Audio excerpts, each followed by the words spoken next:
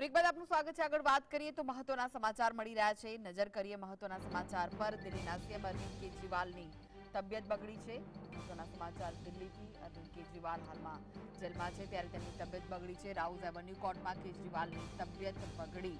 Rouse avenue કોર્ટમાં તેમને લાવવામાં આવ્યા હતા ત્યારે તેમની તબિયત બગડી। કોર્ટમાં અરવિંદ કેજરીવાલનું સુગર લેવલ ઘટ્યું છે। મહત્વના જે સમાચાર છે રાઉઝ એવન્યુ કોર્ટમાં કેજરીવાલની તબિયત બગડી હોવાના સમાચાર સામે આવી રહ્યા છે। દિલ્હીના સીએમ છે અરવિંદ કેજરીવાલ, જેઓની તબિયત બગડી છે। રાઉઝ એવન્યુ કોર્ટમાં કેજરીવાલની તબિયત બગડી હોવાના સમાચાર સામે આવી રહ્યા છે।